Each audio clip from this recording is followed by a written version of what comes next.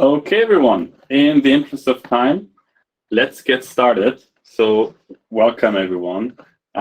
It's great to see you all, and I'm very happy to see today all the pitches from the startups in the Google SDG program that are coming from Asia. It's a small group, so please don't be shy. If you have any questions, to just unmute and speak up. So that we can talk about things you would like to know. From my end, I'll just give you a very brief overview of the Google SDG program to give you an idea like what kind of startups we have in the program before we then, and why we all do this, before we then dive into the different pitches. So focus is clearly on the pitches. It definitely shouldn't take longer than in total more than 1.5 hours. The whole event is recorded because we know that a lot of people don't necessarily can make it exactly at that time, so they can digest it afterwards. That will be shared. For the investors here in the room, we will share with you all the contact details directly after the event, so you can reach out to the startups you found interesting for follow-up conversations, and with like a few days later also the recording once it's been processed. For the event, just briefly, each startup will pitch for roughly 3 minutes, and then we have time for 1 or 2 questions. If you have any questions, obviously unmute, but if you just want to listening, please mute that we don't have any sound disruption.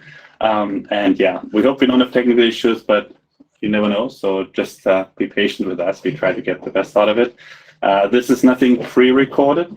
This is real. A lot of events are like trying to pre-record, make everything perfect.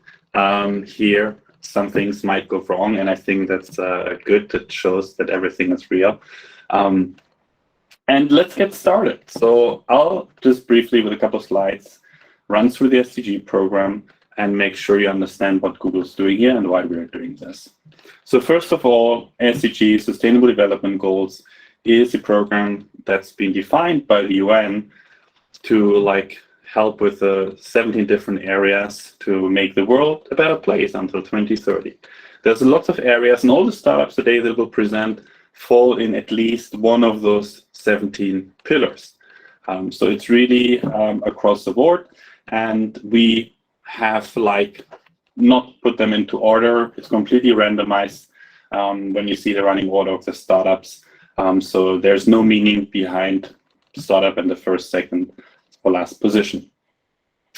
So the SDG program works currently with more than 300 startups globally from literally around the world, more than 60 countries, and we've put a lot of attention on mentoring, basically giving startups access to experts within Google, but also outside, to make sure they can grow faster.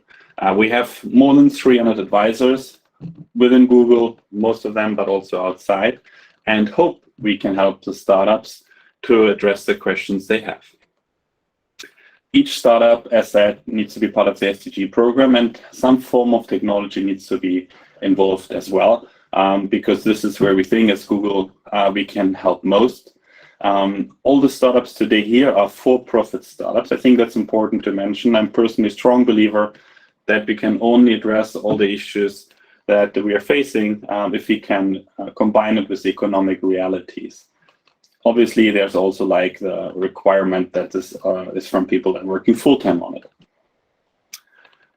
The offerings for startups, as mentioned, is mainly mentorship, but we also try to see if there's any technical gaps that we can work with, and also general community activities. We try to increase and do already a lot of workshops, and see how we can potentially stay closer to the startups and make sure we can add value, and also look how we can potentially share in the branding and PR context our work with them. And we partner with a lot of people to make sure we help the ecosystem and get in touch with the relevant people. So the program is open also for other partners to join. We work with more than 100 partners already around the world, from NGOs up to VCs, across the board, different organizations to make sure they are aware of what we do, and if there are startups that are interesting, they could join the program. If you as an investor want to partner with us, please get in touch with me. We have a couple of things we could potentially do together, from pipeline sharing, mentorship, etc., workshops. I think there's a good amount we can do. And yeah, that's already it. So if you have any more questions, I'll send to all of you afterwards a 2-pager with the details of the program. And if you have any questions, don't be shy to reach out. But now let's get into the main reason why we're here. So first of all, who's in the room today? Not all of them are here, but like those, first of all, the startups obviously are here, but from the investor side, not all of them are here. The startups that will pitch today are listed up here. You see all their logos. And from the investor side, all of those startups were interested to learn more about who is pitching today. As you can see, it's across the board, from specific SDG or impact investors up to generalist VCs, and from different regions around the world. That's a broad mix that you can see here. So we try to make it relevant for everyone and see how we can create value for the time you spent with us. The running order for today is we have 12 startups from the region. We have from Indonesia, India, Singapore, Armenia, and also Pakistan, a couple of really exciting startups where I can't wait to see the pitches. And with that, we go straight into all the pitches. Lynn, are you here? I see you're here. Feel free to screen share. I stop, and you can bring up your presentation and go ahead.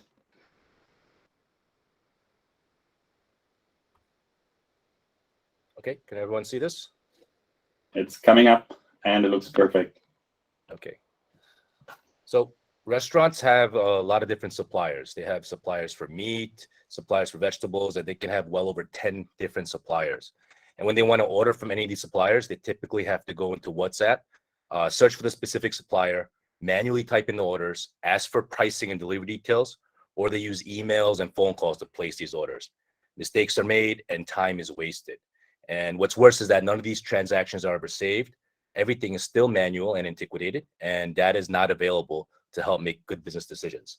In addition, suppliers constantly have overstock and over inventory, and it's really difficult to quickly sell these. So many times they end up going to waste. And the same thing goes for restaurants that have too much ingredients. If they don't have enough sales or customers, these excess ingredients go to waste in the bin. So we created a chat-based supplier management app that makes the ordering process much more efficient. Restaurants can see all their suppliers in one place, and they can create orders in seconds with just a few clicks and without any mistakes. So every order is automatically saved. Payments and invoices can be managed right on the app, and data is immediately available for both restaurants and suppliers to make better business decisions.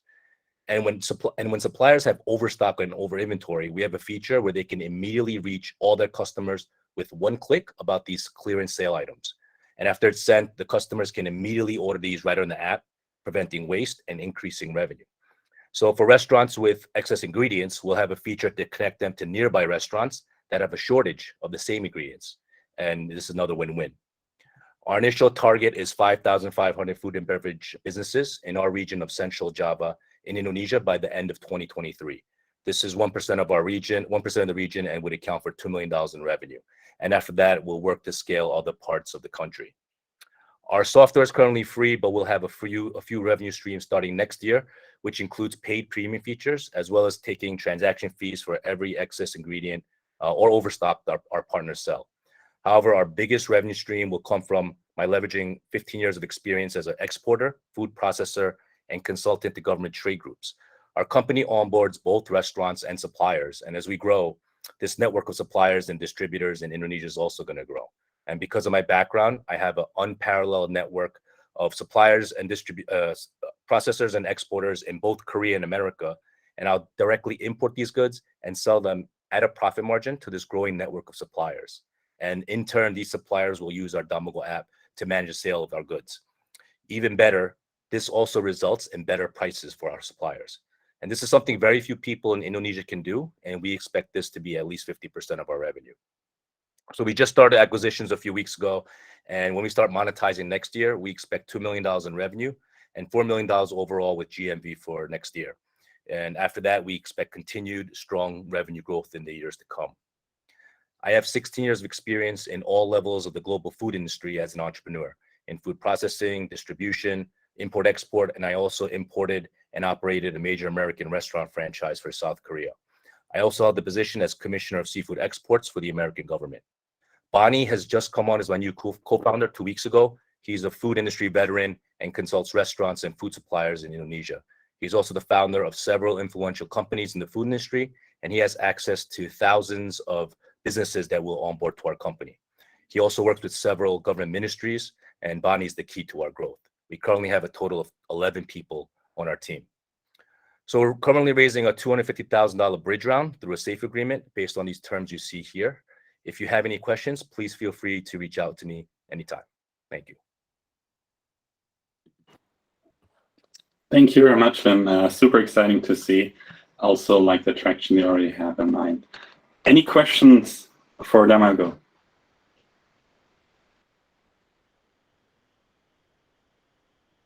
Then maybe briefly from my end, like how do you want to ensure like food quality standards?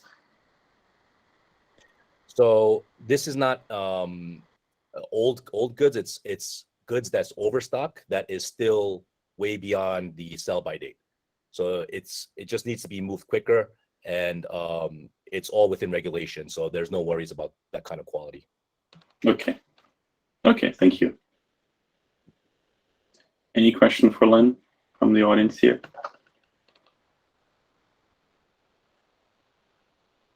Okay. If not, we move on. Thank you so much, Lynn. Thank you. That should be definitely easy to get support. It's fantastic what you're doing. So moving on to Abhijit. I can see already smile.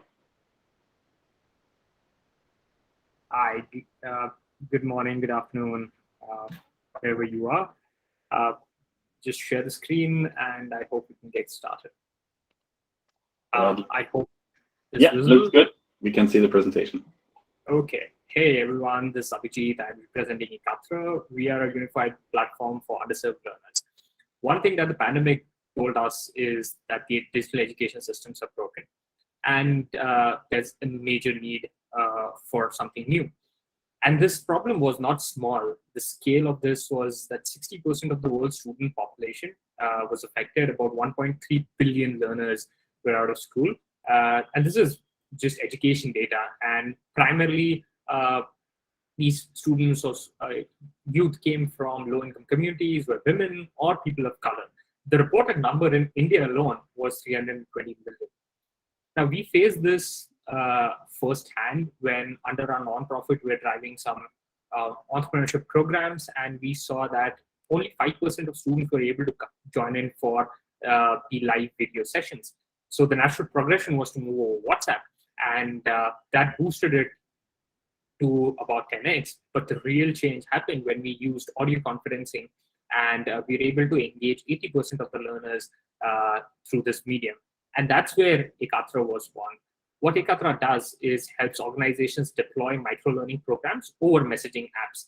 A best way to explain what we do is think of us as Udemy on WhatsApp.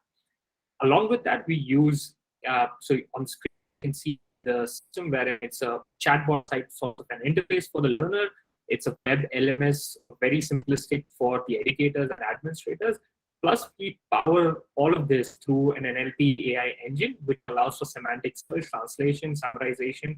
So the use cases for this become endless.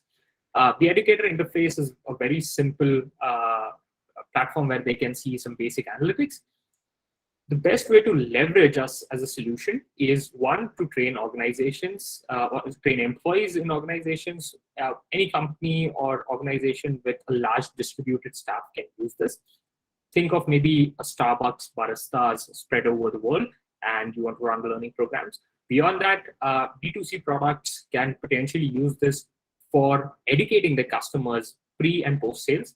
And obviously the impact story that we have started with is by partnering with nonprofits and driving local education initiatives.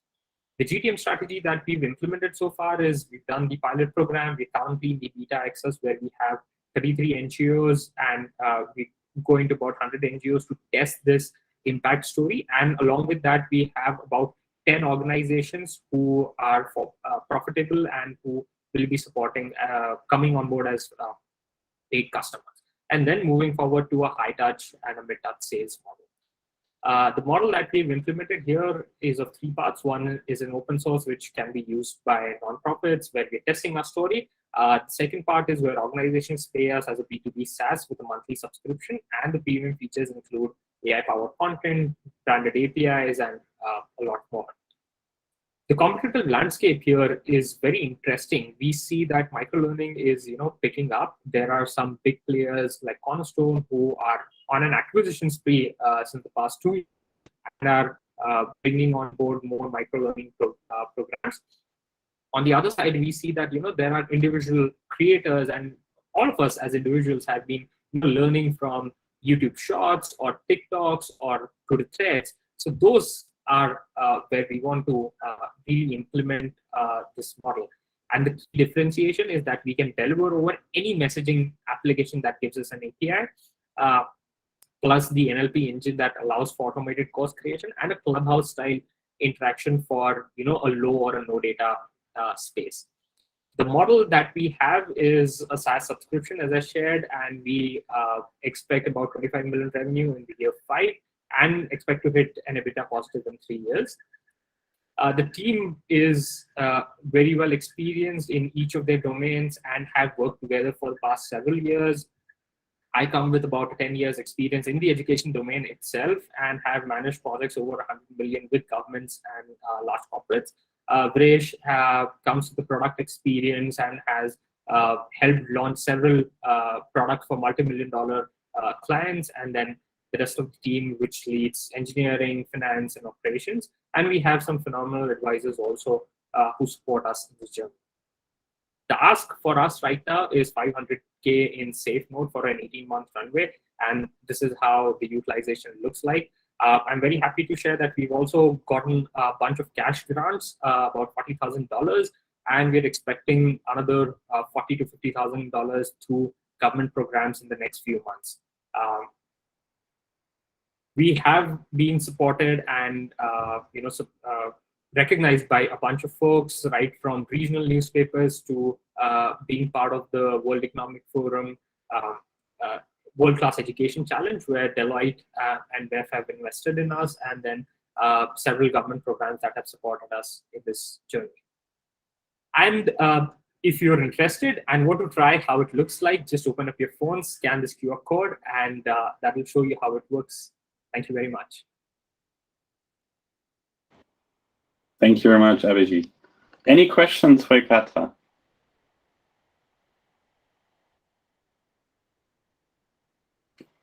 Then maybe quickly from my end, are you creating any content, or do you leave that fully up to the organizations that use your platform?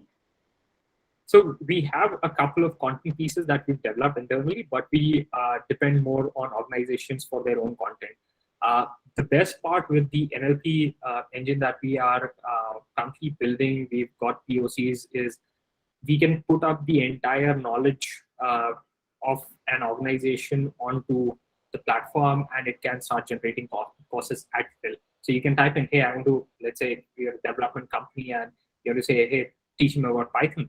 It will generate a course for you depending on where you are. So, and because it plugs in with your existing communication channels, so let's say you're using a Teams or a Slack or a WhatsApp or a Telegram, we can integrate with practically any messaging application that gives you an API. So it becomes on-premise, and that's where we automate the entire fund.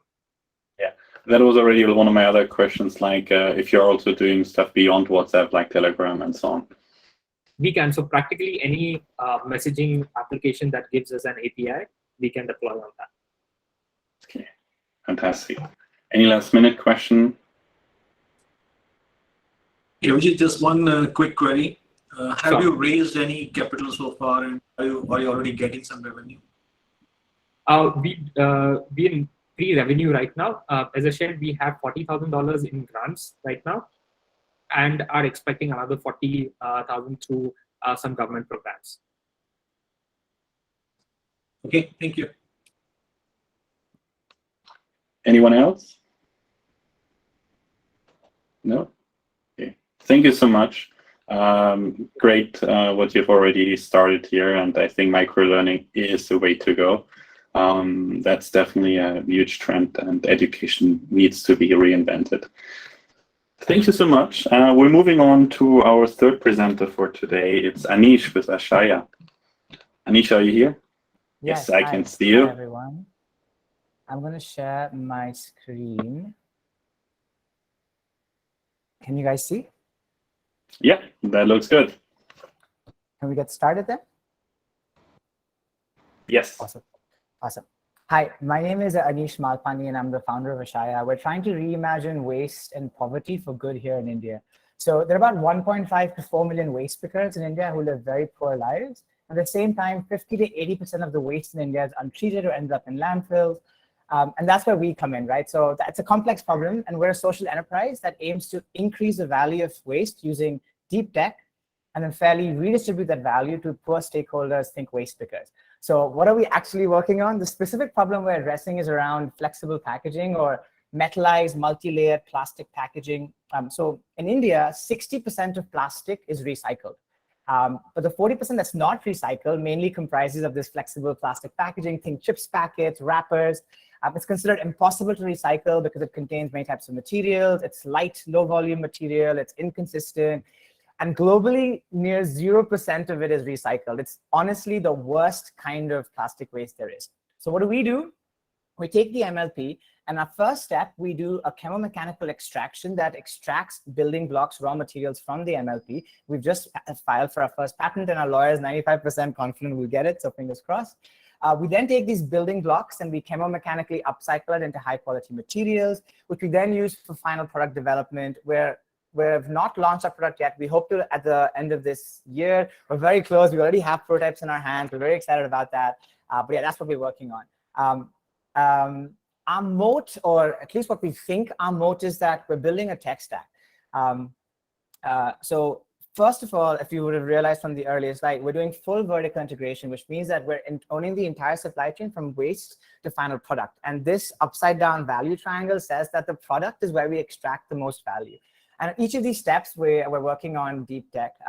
So in the first step, where we extract raw materials from the waste, we use chemomechanical engineering, which is a water-based chemical material extraction process that is pretty deep chemistry. And then once we get the raw materials, we use reactive extrusion, chain extension, compatibilization. I know there's a lot of like buzzwords, but it is deep chemistry that is being used to spruce up these materials to get them to almost virgin-like or better than virgin-like, or at least as good as virgin-like plastic materials. And then even with product, we're focusing on rapid manufacturing using modular injection molding. So we're 3D printing injection molds and 3D printing farms. And so we're building the tech stack out. Our first gateway product are going to be upcycled sunglasses, where the frames will be made from our material, the worst kind of MLP, worst kind of plastic waste. There'll be a QR code that tells a story of how the sunglasses were upcycled. And because we own the entire supply chain, we can tell the story very easily. We want it to be a high quality product. There'll be end of life recycling, where we'll have a return pickup policy. And our unit economics will be, because we own the entire process, we will, at a minimum, we want to have 60% gross margins, and we'll price it accordingly based on demand. But I want to kind of emphasize we're more than just a deep tech startup. We're truly impact first.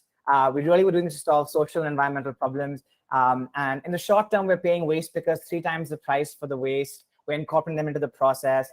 10% of all product sales go to helping them.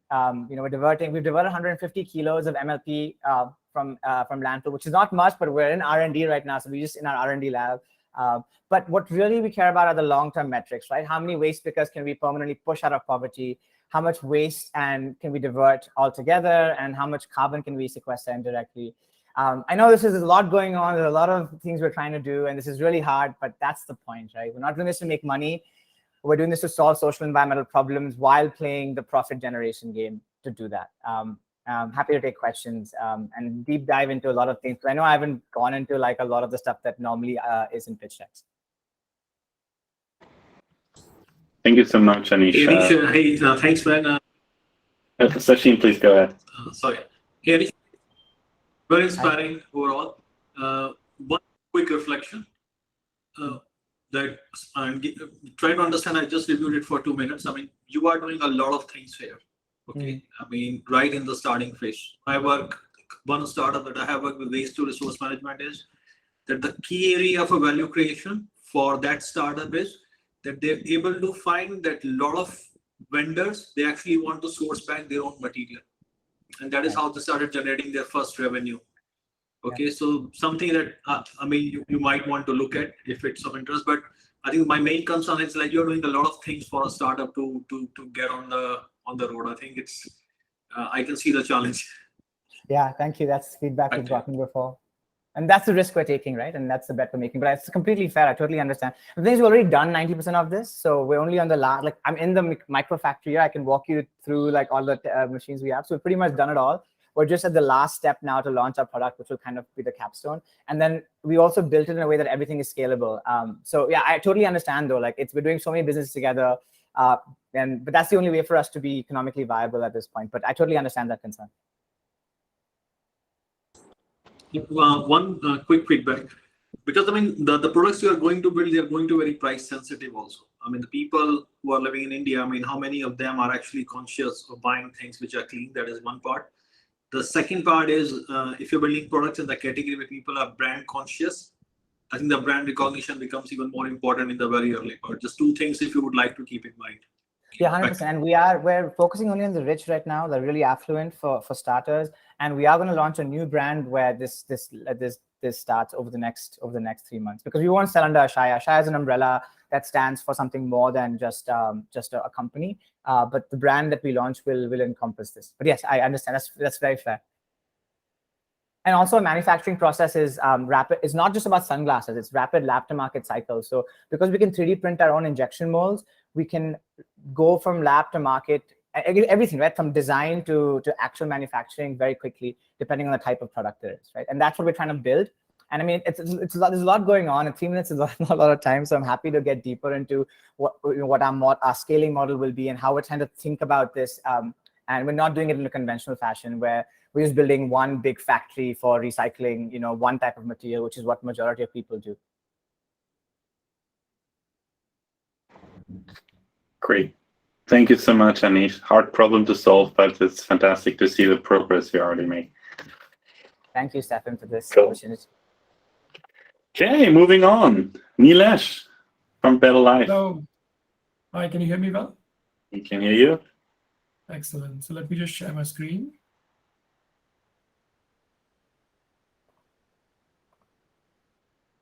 All right.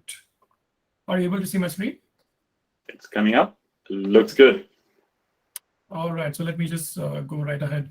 Hi, everyone. My name is Nilesh Jadhav, and I'm the co-founder and CEO of Chi Square Private Limited. We're based out of Singapore. We are the creators of Better Life, which is the name of our platform, which is meant for the digital built environment ecosystem. Our goal, our mission is to accelerate the net zero buildings progress in the world through digitalization. So we believe very strongly that net zero buildings are a crucial piece of the climate puzzle.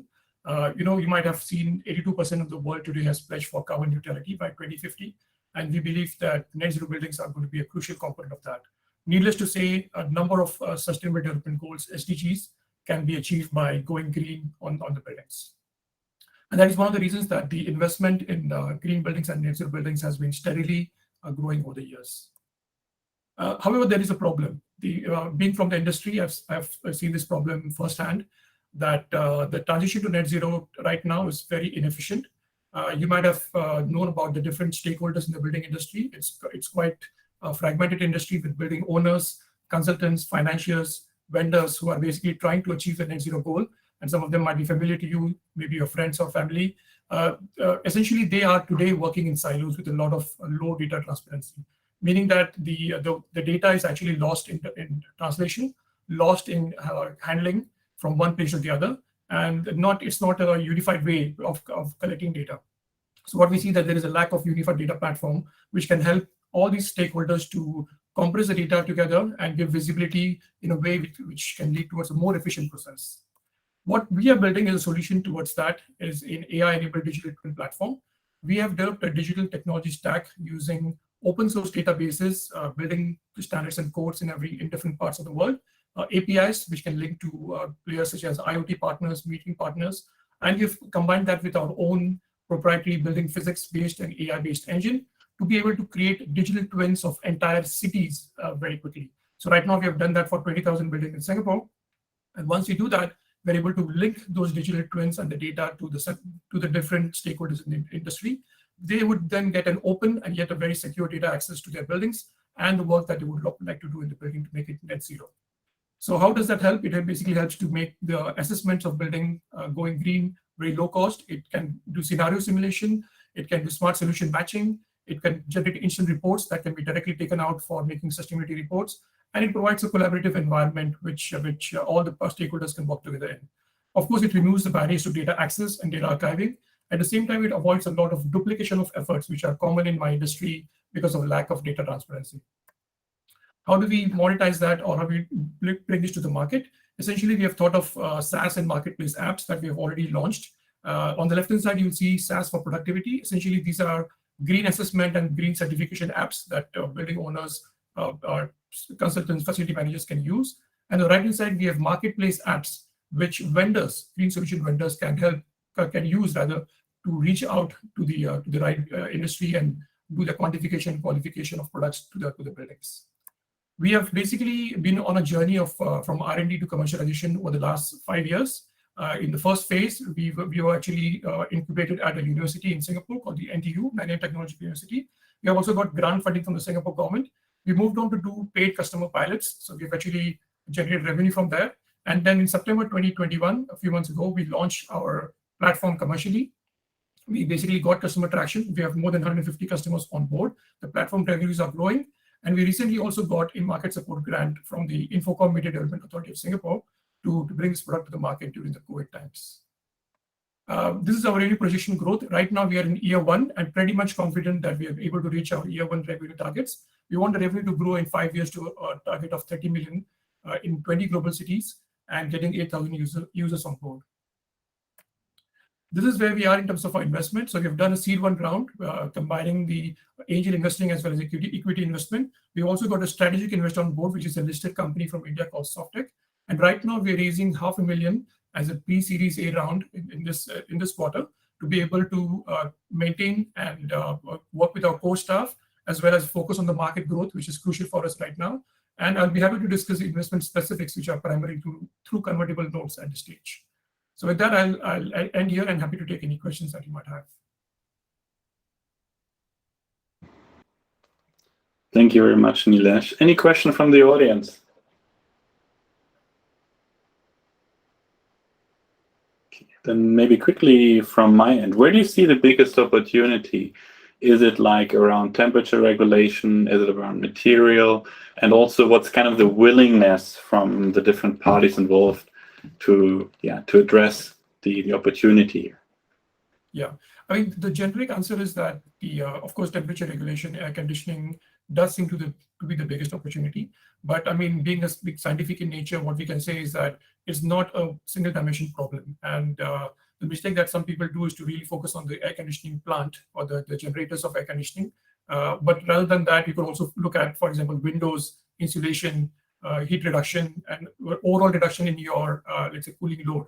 And that's something that we are able to advise on very quickly. So we have do a very comprehensive building physics-based analysis that can actually attack the problem from different perspectives and really give that biggest bang for the buck or the best ROI on the investment that you can make. Thank you so much, Nilesh. Very important area to address. I think a lot of people still need to be aware of the opportunity and how much it can actually mean in dollars if you look at it. Okay, moving on to Satels with Akash as our presenter for today. Akash, I can see you. Hi, Stefan. Just give me a second to pull up my slides. Oh, of course.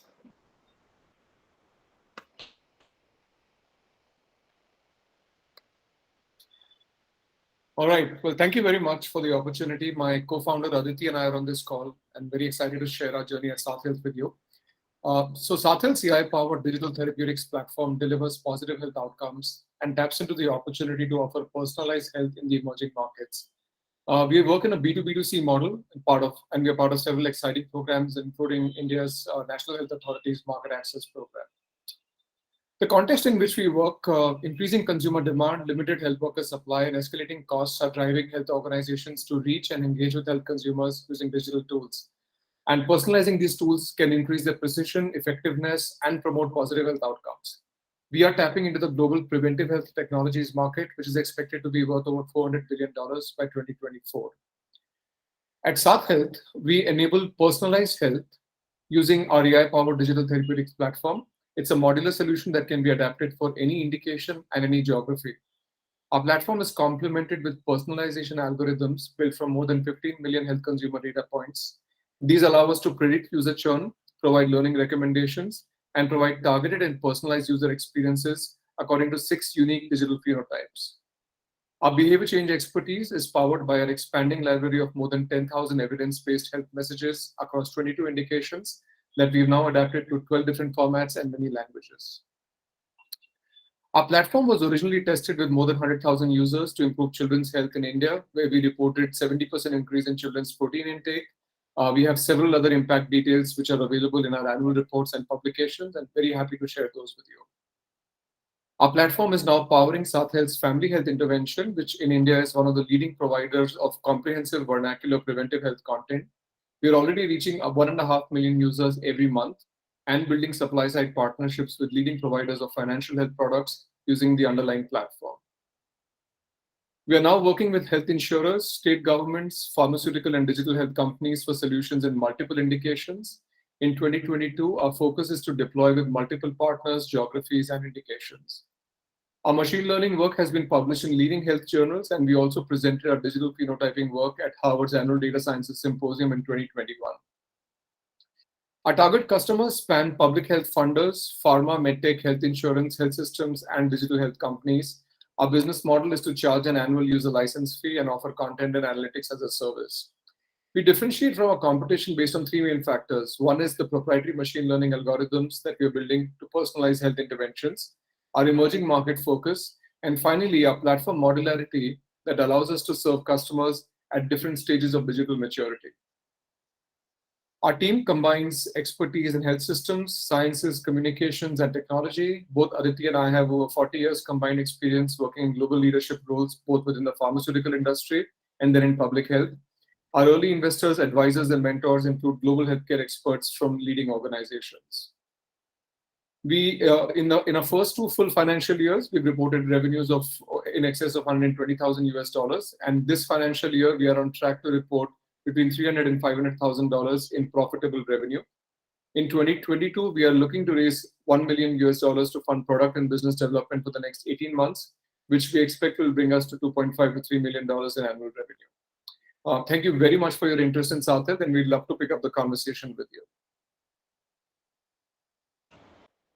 Thank you very much, Akash. Really important area you're working on. Any questions from the audience? Okay. And then briefly from my end, like, where do you see the biggest revenue opportunity? Is it like health insurers, or who do you think is like most open to partner with you? So I think 2 things there, Stefan. One is the digital phenotyping work that we are doing. We think is going to be the biggest driver of our revenue in the future, because most of the organizations that we are working with, they are extremely focused on precision and personalized digital health solutions. So that's one. From a customer perspective, I think both health insurers and public health funders, because the kind of solutions we are building are designed for people who are trying to reach with a large scale of users, a large base of users. And the customers that tick those boxes are the health insurers and the large public health funders. Okay, great. Thank you so much. Thank you very much. Switching gears, going from India to Armenia. Mayam, I can see you here with a big smile. Can you hear us? Yes, I'm here. Hello. Hello, everyone. Can I share? Yeah. Please go ahead with sharing the screen.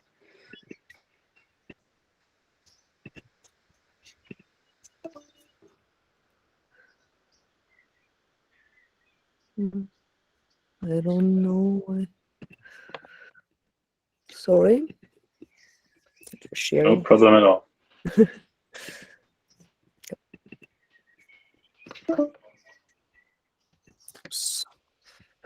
Um,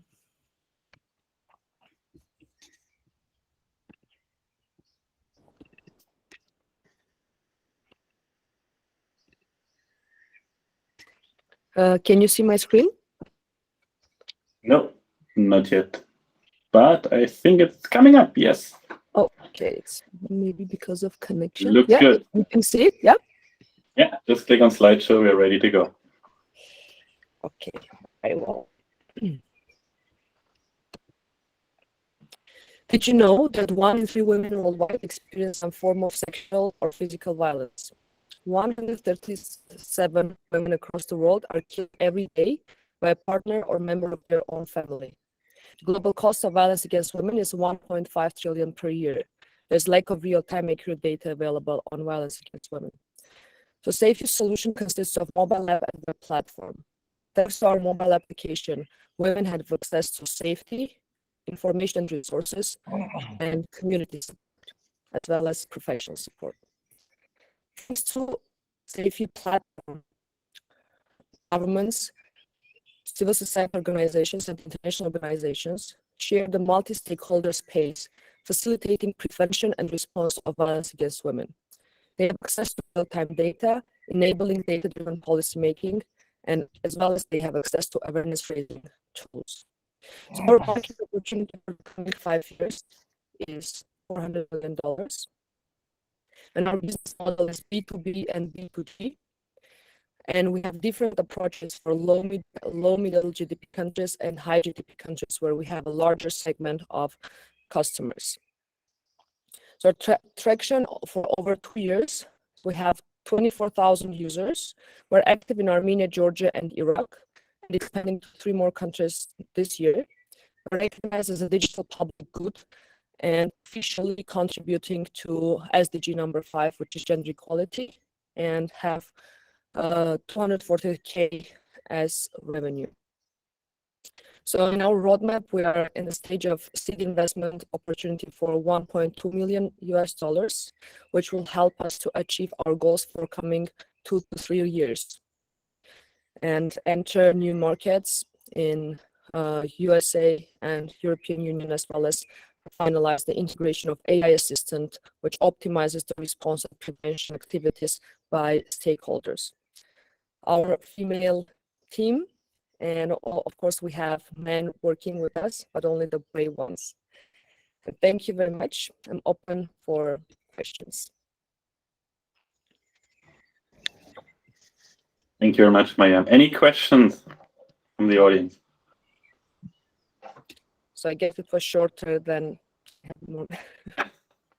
No problem at all. Short is definitely fine. That means you're spot on with your message to everyone. One thing that I just wanted to mention, that our platform already saved at least 2 lives and impacted 7,000 women lives. Yeah. We're proud. Yeah, very important cause that you're working on. Just a brief question from my end. How much do you think is the awareness from like government institution and so on that this is a real problem that they should look into? Well, in the countries where we work, in Armenia, Georgia, and Iraq, where we're very active, governments are already using the data that we were able to analyze, and so there are recommendations that we already did to, for example, Armenian government that were considered and used for policymaking. And as in high GDP countries, it's way more easy. For example, I'm now in France and going to meet with officials in France. And of course, this is one of the top priorities for the government here. But in some African countries, for example, we are working mainly with UN institutions who are our partners and customers who are implementing this solution because there is a lack of willingness, let's say, from the governments to solve this issue. Great. Thank you so much. Any question from anyone in the audience? Am No? I the only Okay. woman pitching today? Just interesting. Actually, I think you are. Okay, very good. You're kind of exactly representing today like how the distribution of founders is. So roughly 10% of startup founders are female. Definitely a huge area for improvement. It's, by the way, everywhere in the world. It's not just Yes. in your part of the world. So yeah, Thank thank you you. for this opportunity. Thank you so much for presenting the really important course. It's great to see that you're working on this, and as you were saying, every life that could be saved or improved makes huge difference here. Great, thank you.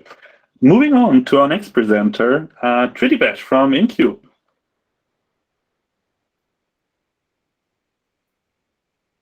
Hi, hello from Incube. This is Tridibesh. I have got Shubhankar with me. He's my co-founder. So Shubhankar, if you can just please share the screen. Yeah.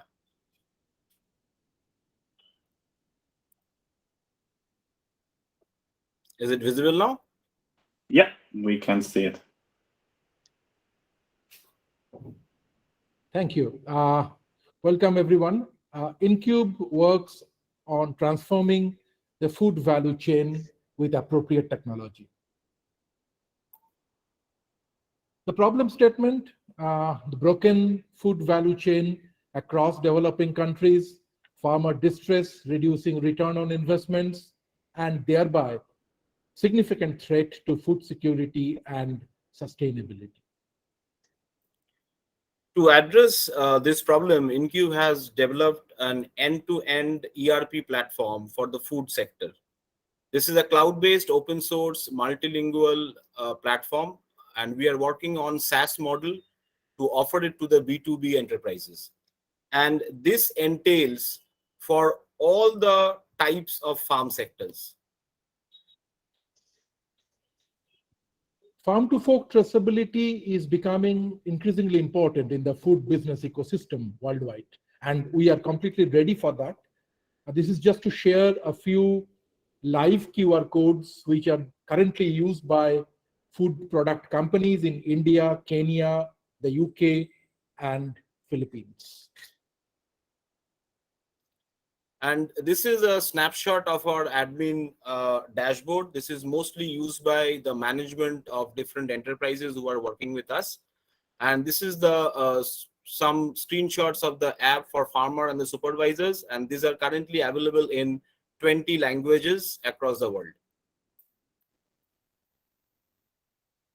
As per the market projections, the global food business is going to reach about $17 trillion by 2027, and it is expected by that the technology providers will be able to create $200 billion of business out of that, and we are looking at 10% market share over the next 5 years.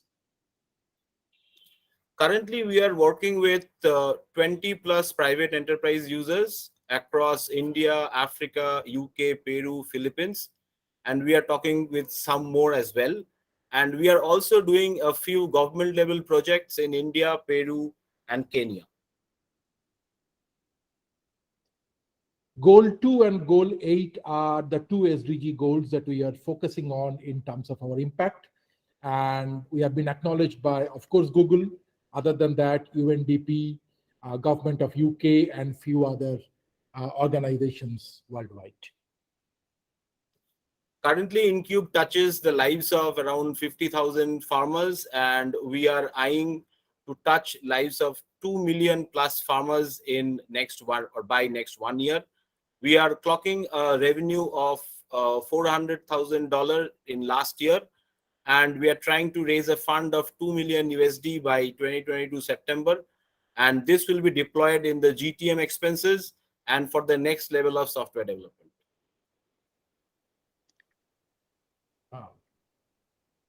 Incube team comes with a huge band of experience globally in all sectors of management, including the core subject domain expertise in agriculture, and all of the core team members have, on an average, I would say 25 years of global experience in different sectors.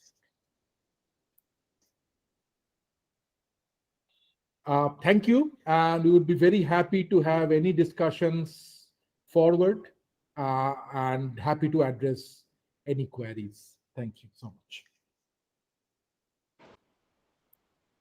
Great. Thank you so much, Shribash and Shavankar. Really important to give more transparency in the supply and value chain. Definitely something that's becoming more and more important globally. Any question from the audience?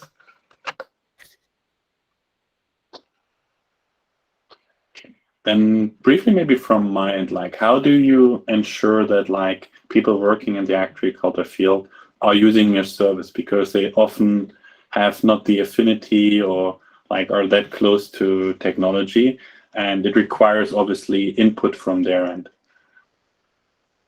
Yeah, I think let me answer that. Yeah, of course, it's a journey, because we are moving from the other side of digital divide and introduce technology. And we are mostly working in the B2B space, like we are working with the last mile enterprises and aggregators. They can be cooperative societies, pharma clubs, organic farms, and things like that. And we are seeing with our experience of last 3-4 years that once the farmer gets value, which is important for his livelihood, he will increase his propensity to use. Otherwise, he will not. So it is all about the support system being able to create value for his livelihood. And of course, one thing Shubhankar has mentioned, the platform is completely vernacular. We have got currently interface in about 20 languages, because farmers don't understand anything other than the vernacular. So we are continuously trying to improve our UI to make it farmer friendly. That's a journey, but I think we are trying to do that. Okay, thank you. When you say creating value for the farmers, how do you measure that? Okay, so we also have a simple tool in the platform to calculate farm level income and expenses. So any farmer who is a part of the platform can log in any small income, small expenses. So at any point of time, he has a clear visibility of how much surplus he being able to create out of his sort of, you can say, livelihood activity. That's one part of it. The other values are solving his problems on a real time, pest, disease, insects, whatever sector he is in, getting regular updated weather forecast data for his location, being able to access agri inputs and stuff like that. So his entire farm value cycle, all the touch points where he needs support of information, we are trying to touch those. Okay. Great. Thank you so much, Shribash and Shubhankar. Thank you. Thank you.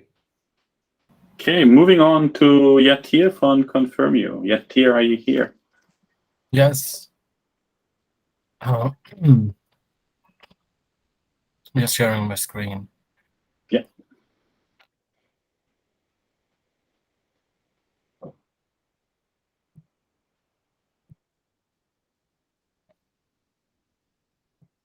So can everybody see my screen? Yes, just need to press on slideshow. Yeah. Perfect. Thanks everyone, and Stefan and the Google team, for giving us the opportunity to pitch over here. So we're a Confirm You Singapore-based company. So there's a huge problem that Confirm You addresses, and it's around financial inclusion, whereby 3.7 billion people on this planet basically lack access to credit.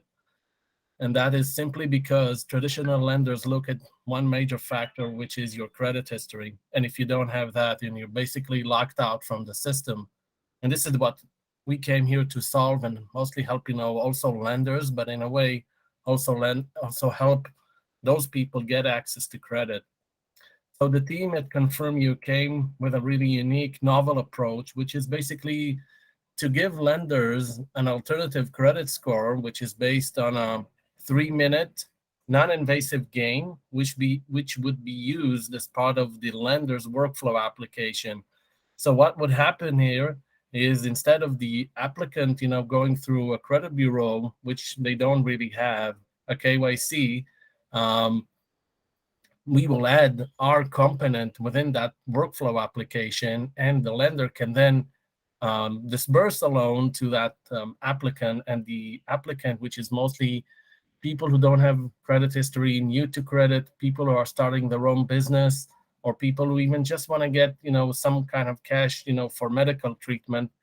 Through our game, they can have that money and move on in their lives.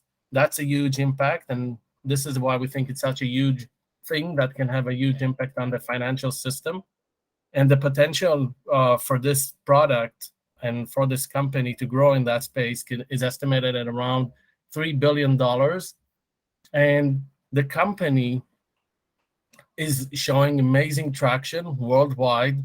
We have actually pilots going on from Vietnam, in Southeast Asia, Indonesia, and India, which is our top market, where we're starting pilots with largest tier 1 private bank.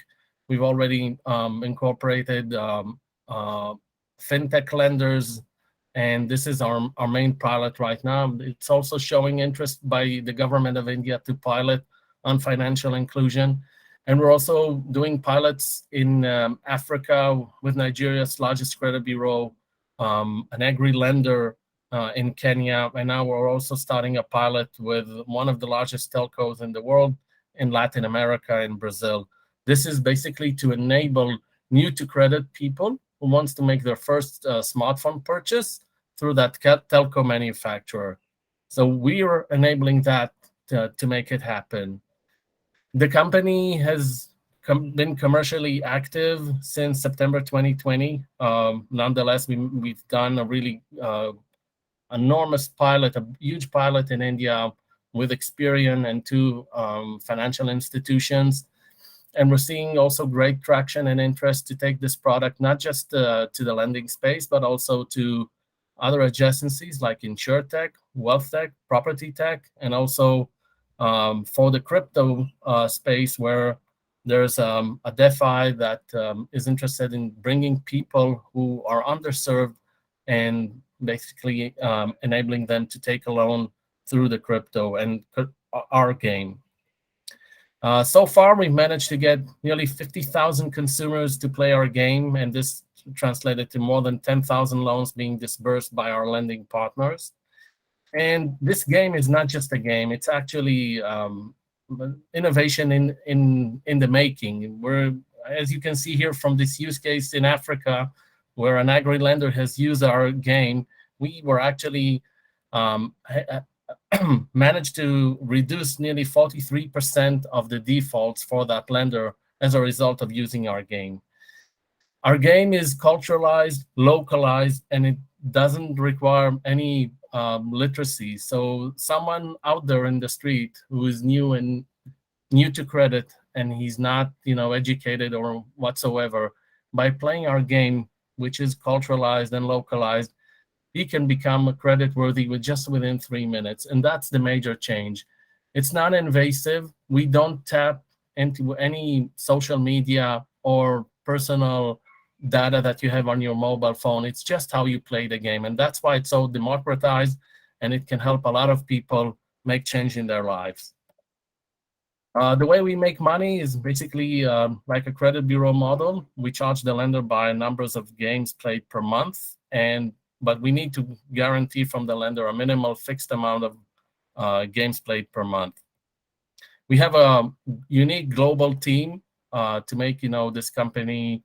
You need to have great people, like Raju, my partner, who has 30 patents under his name, and Brendan Lagrange, who's based in the UK, has more than 25 years of experience in the credit bureau, and of course Niharika, our head of science, which is a leading psychologist from India. We're looking to raise $1.5 million in a seed round, which 800 already have been committed and injected to the company in a safe note with 20% discount. That's it. Thanks so much.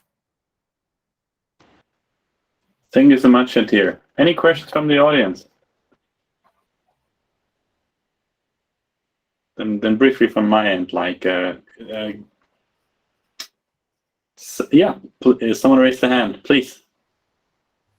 Hi, I was wondering, what the outcomes were of the game versus the regular kind of credit-based scoring, if you saw that there was like better or worse outcomes in terms of like returning loans and whatever the metrics the banks have for the quality of the loan. So at least on the use cases that we've done, what we managed, is to create a lift for the lender because, the credit bureau doesn't exist over there. So there was like 8% lift in the business and reduction of defaults. So that is, the major offering here. We can help you increase the number of approvals without causing more delinquencies to your portfolio. That's the major value. And I see a lot of companies that here in this pitch event that we can collaborate with.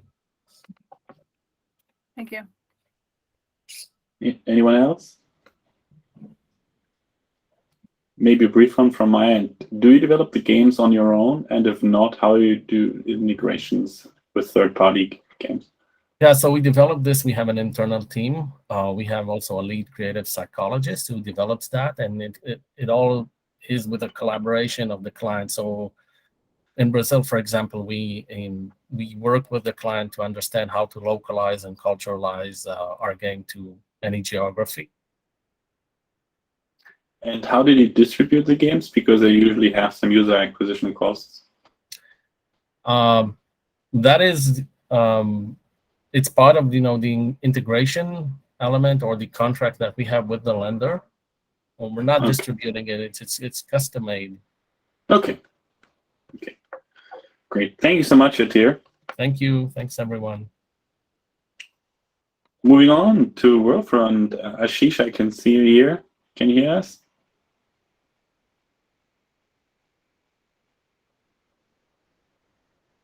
Hello, Ashish.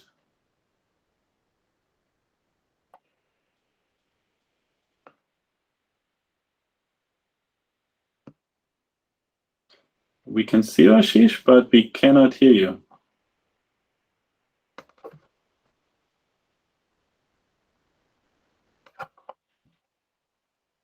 Okay, let's try it again later. Ashish, let us know if you have any technical issues. Moving on to Reach 52, Edward. Is Edward here?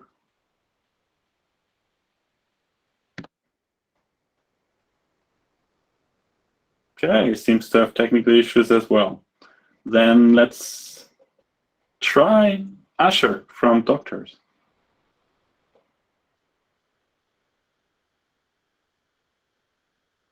I can see you as well, but seems like some people have technical issues.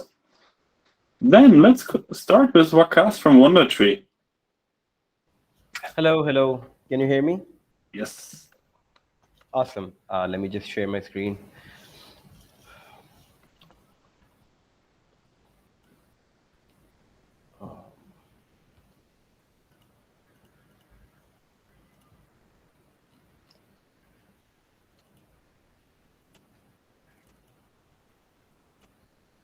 Just a moment.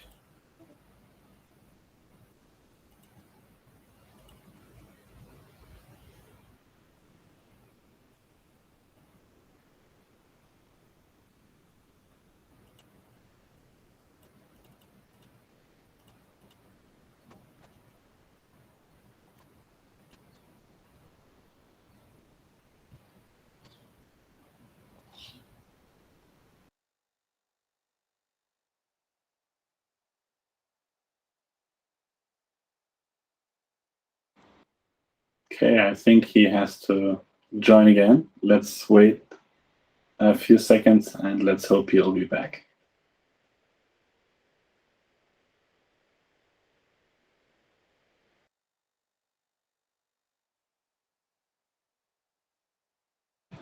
Welcome back, Mohammed.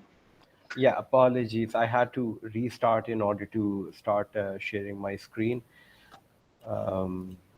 Can you see my screen? No, not yet. It's coming up. Now. Is it visible? It is visible, yes. All right, then. Let's start the slideshow. Before I begin, I apologize in advance if I cough or sneeze. I'm going through COVID, so I'm in home in isolation. Anyways, let's begin. Hi everyone, my name is Vikas, and I'm the co-founder and CEO of WonderTree. At WonderTree, what we do is we develop affordable and accessible games using augmented reality to help children of determination with their motor, cognitive, and educational skills. By children of determination, we mean children with special needs, so children with autism, cerebral palsy, Down syndrome, slow learning challenges, and so on. We use the term uh, um, uh, children of determination. Our vision is to make special education and physiotherapy affordable, accessible, and effective for children throughout the world. But before I tell you more about what we're doing, allow me to tell you a little about how we started. So it all started with my co-founder, who is also the CTO of the company. His name is Osman. Osman has an older brother with special needs, and one day Osman saw how motivated and engaged his older brother was while he was playing his Xbox. So that's where the idea came from, that use the power of gamification to help children of determination with their education and their physiotherapy and their cognitive development. The challenge that we're addressing is that when we talk about special education or physiotherapy, it's expensive. It is 10 times more expensive than the development of an able-bodied child.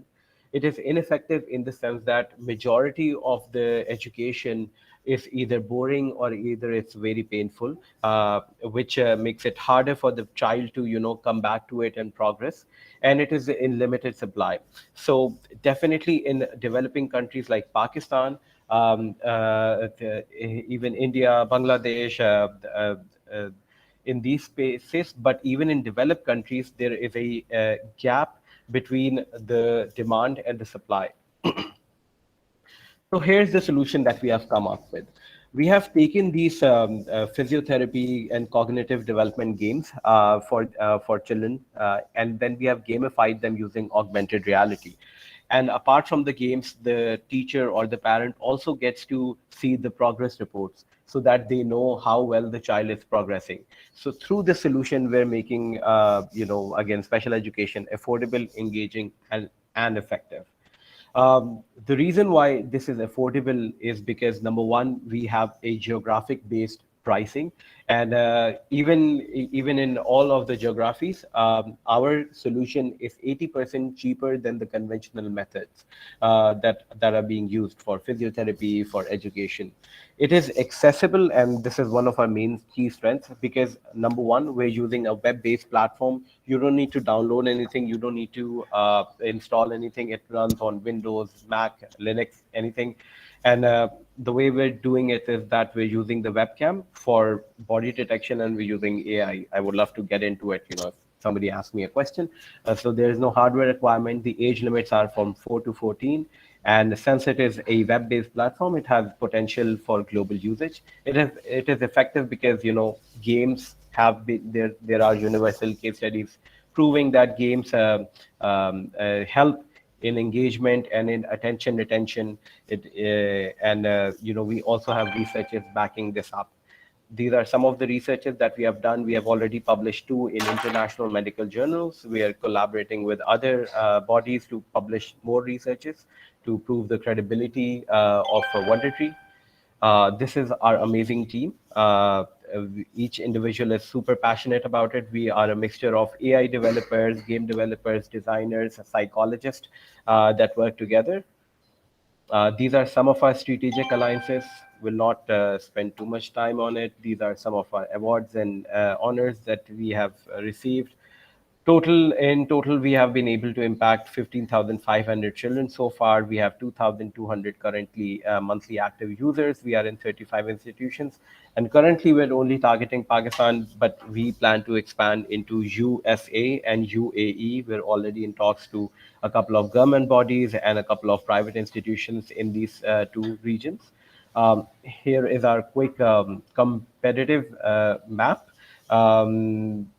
won't go into detail. I don't think I have much time.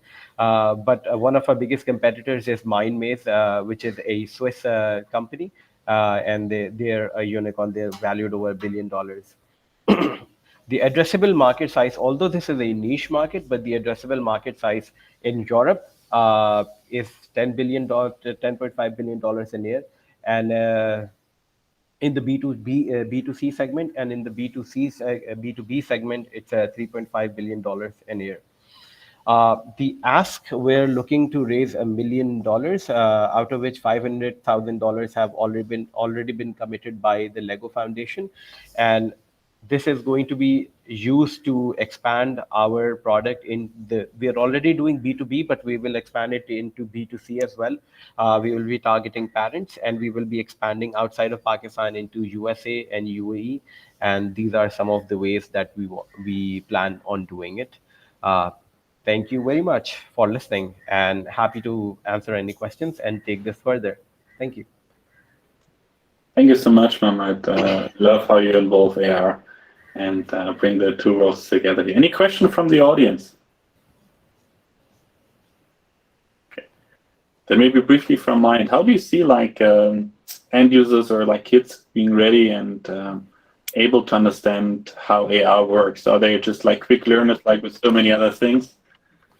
So that's a very interesting question. So what we do is that, the development process of these games is very sensitive and very, you can say, in-depth.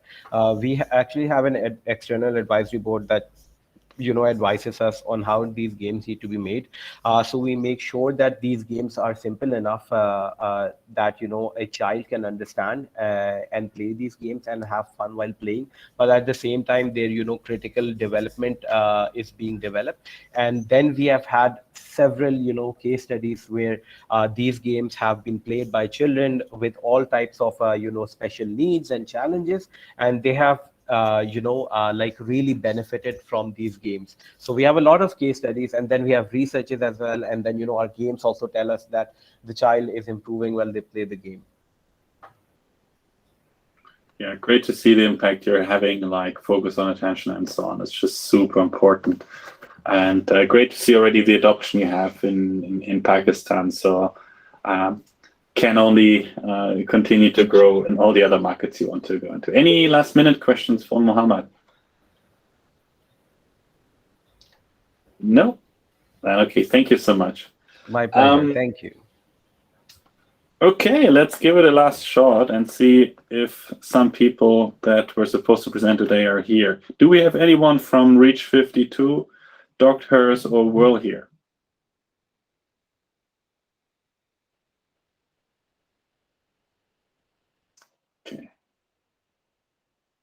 Okay, sounds like not. So then we're done for today. Thank you so much, everyone.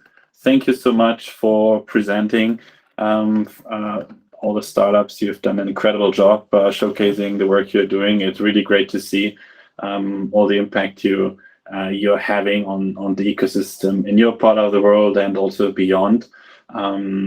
For the investors here, I will share with all of you, of course, afterwards, the details of the startups. And if you have any questions, don't be shy to reach out to me or to the founders directly. It's been great to see you all here. I wish all the startups a fantastic journey going forward. It's great to see also just like how you took this exercise to bring a presentation down to 3 minutes, how well you've done that. And just can only tell you, this is a valuable exercise that you might have to do in slightly different ways for other investors so far. Again, thank you so much, everyone. I'll share with all of you the recording afterwards, and I look forward to speak to you all soon going forward. Goodbye, everyone. Have a great day. Thank you very much. Bye. Thanks, everyone.